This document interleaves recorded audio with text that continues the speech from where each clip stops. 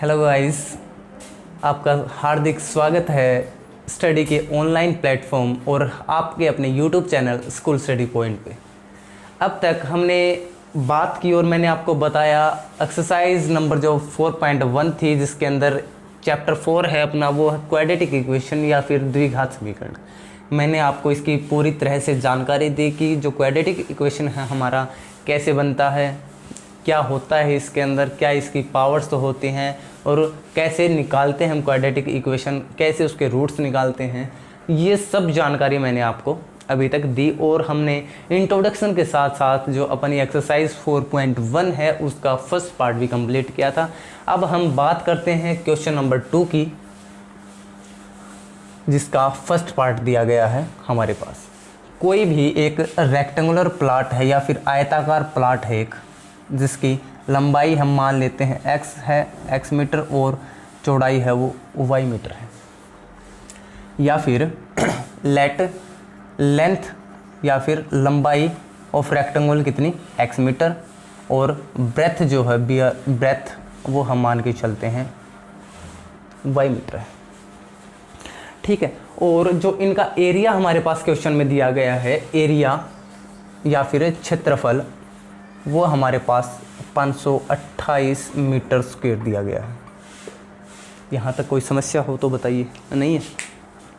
आप सब जानते हैं कि जो एरिया होता है आयताकार या फिर रेक्टेंगुलर प्लॉट या कुछ भी है, रेक्टेंगल का एरिया होगा वो कितना होगा, लंबाई गुना में चौड़ाई होगा। और लंबाई गुना में चौड़ाई जो आपका दिया गया है वो कितना है, 528 दिया गया। यहाँ तक कोई दिक्कत हो?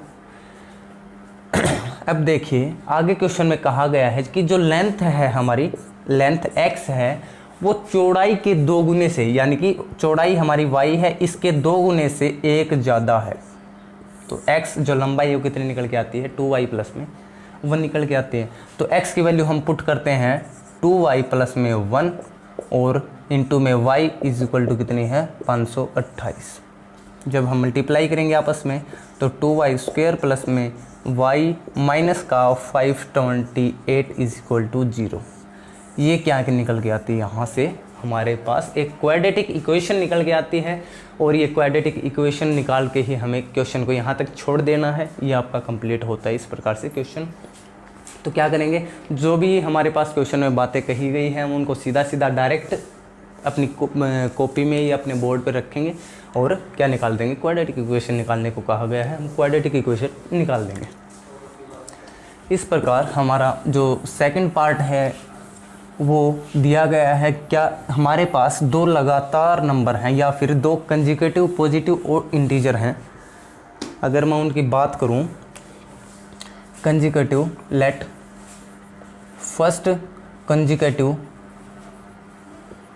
पॉजिटिव इंटीजर कितना, x मान के चलते हैं। तो जैसे हमारे पास एक नंबर है 1 मान के चलते हैं, तो अगला इससे अगला क्या होगा 2, इससे अगला 3, इससे अगला 4 होगा। कैसे निकल के आया, 1 में ऐड किया 1, 2 में ऐड किया 1, 3, और 2 में 3 में ऐड किया 1, तो हमारे पास कितना निकल गया था 4। यानी कि जब हम 1 ऐड करके चलते हैं तो हमारा कंजुगेटिव नंबर निकल के आता है। तो जो सेकंड जो कंजुगेटिव नंबर है हमारा, वो हमारा कितना हुआ, x प्लस में 1 आया। और हमारे पास क्वेश्चन में बोला गया है कि जो प्रोडक्ट है इन दोनों नंबर्स की, प्रोडक्ट किनकी, इन दोनों नंबर्स की, एक तो हमारे पास कितना है x और दूसरा कितना है x प्लस में 1, इन दोनों की प्रोडक्ट कितनी है, 306 प्रोडक्ट। इनकी गुना कितनी है, 306 है। जब हम मल्टीप्लाई करते हैं आपस में तो x स्क्वायर प्लस में x हमारे पास 306 निकल के आता है।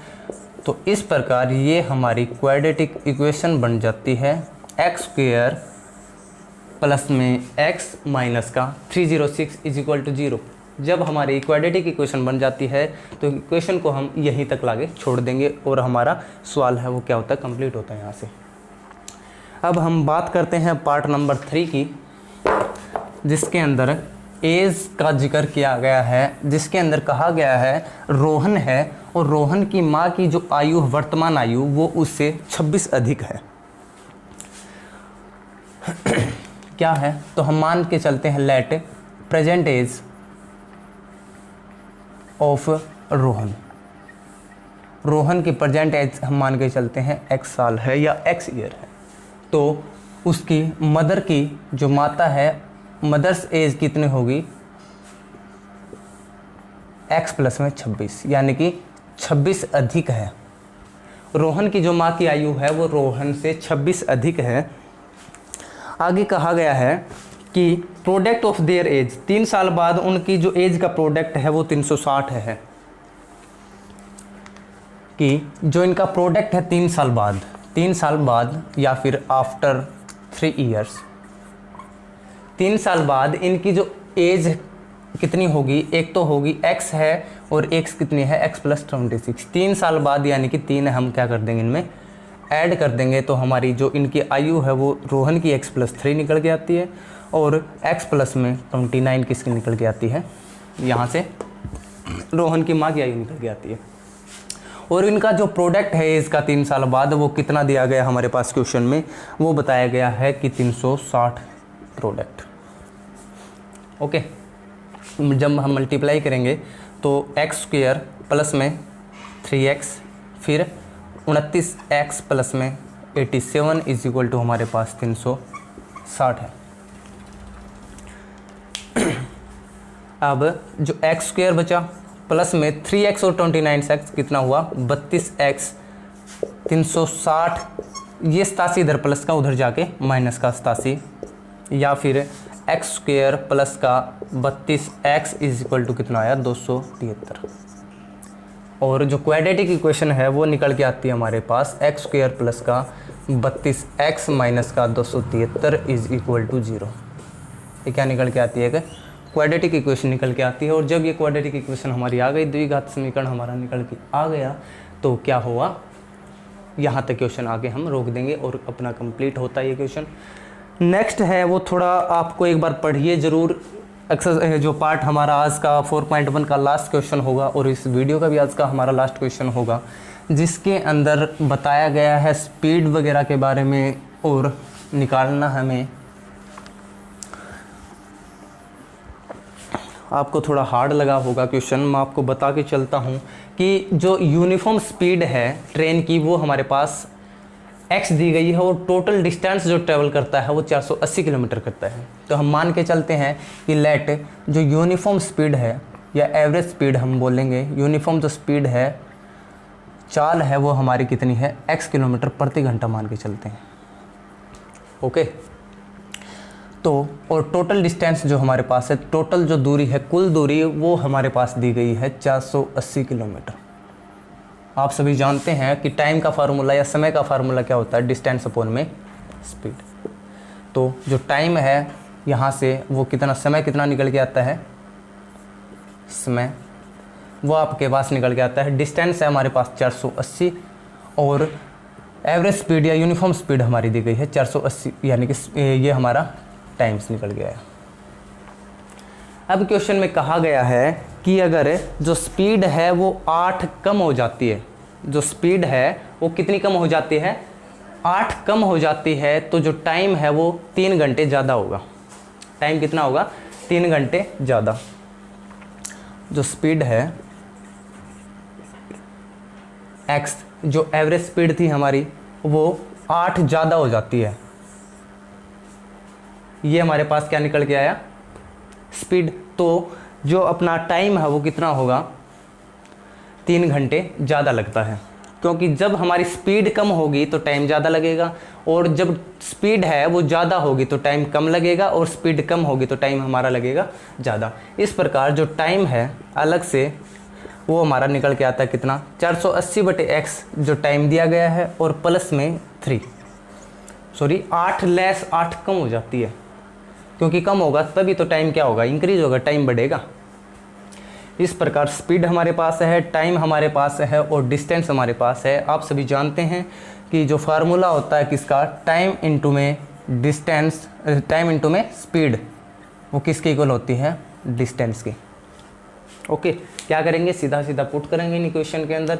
तो टाइम की वैल्यू हमारे पास कितनी है, x माइनस 8, और स्पीड है उसकी स्पीड की वैल्यू कितनी है, x माइनस 8, और टाइम की वैल्यू कितनी है 480 बटे में x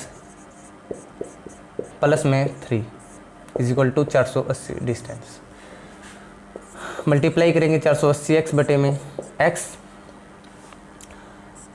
माइनस का निशान 480 गुणा में 8 बटे में x, और प्लस में 3x और माइनस का 24 इज इक्वल टू 480। x से x कैंसिल, ये 480 इधर जाएगा, और माइनस का 480 और 8 की जब हम गुणा करते हैं तो कितना आता है, 0 4 3840 हमारा क्या निकल के आता है, ये वाला, और बटे में x, प्लस में कितना दिया गया है 3x बराबर है 480। ये 480 प्लस का इधर जाके माइनस का 480, और माइनस का प्लस का 24 होगा, क्योंकि माइनस का 24 इधर है, उस साइड जाके क्या होगा, प्लस का 24। यहाँ से देखिए 480 से 480 कैंसिल, तो ये कितना निकल के आया, ये हमारा निकल के आता है 3840, और माइनस का 3840 प्लस में 3x स्क्वायर, और x रखेंगे हम नीचे बराबर है 24, या फिर जो x इधर डिवाइड में उधर जाके मल्टीप्लाई में, तो 24x होगा ये।